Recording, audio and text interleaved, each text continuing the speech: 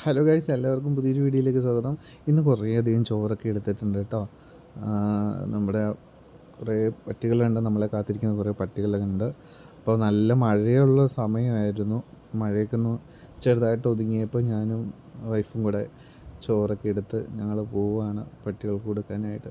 എപ്പോഴും നമ്മളെ അവരോട് കാത്തിരിക്കുന്നുണ്ടാകും. എല്ലാ ദിവസവും നമ്മൾ വരുന്നതും കാത്ത്. അപ്പോൾ പറ്റുന്ന ദിവസങ്ങളിലൊക്കെ നമ്മൾ എത്തിച്ചു കൊടുക്കാറുണ്ട്. ഒരുപാട് പട്ടികളുണ്ട്, നമുക്ക് എല്ലാവർക്കും കൊടുക്കാൻ പറ്റില്ല.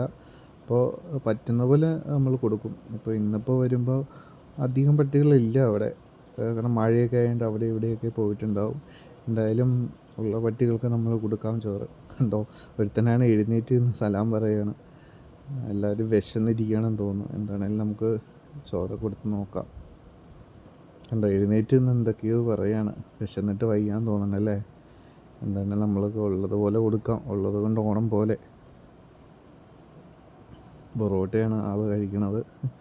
പൊറോട്ടയിൽ അപ്പമാണ് കേട്ടോ. അപ്പം രാവിലെ മേടിച്ചിട്ടുണ്ടെങ്കിൽ അപ്പമാണ്. അപ്പം കുറച്ച് നമ്മൾ ചിക്കൻ കറിയിലാണ് ഈ ചോറ് മിക്സ് ചെയ്താണ് എടുത്തിരിക്കുന്നത്.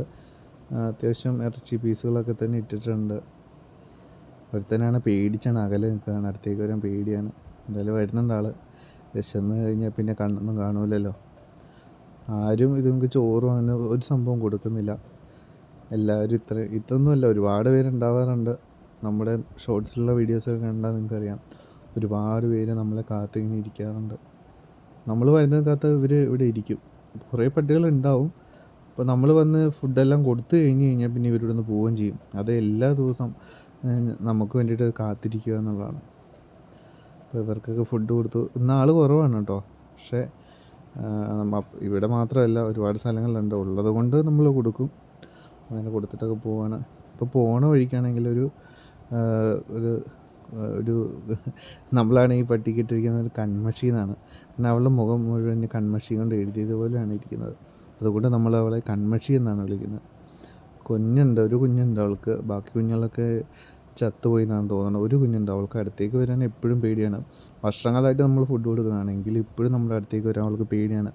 കാരണം ആളുകളൊക്കെ ചിലപ്പോൾ ഈ എറിയൊക്കെ ചെയ്യുന്നതുകൊണ്ടായിരിക്കാം അവൾക്ക് അങ്ങനെ പേടി. അവൾ പതുക്കെ നൈസായിട്ട് വന്ന് അപ്പം എടുത്തിട്ട് പോകുന്നുണ്ട്.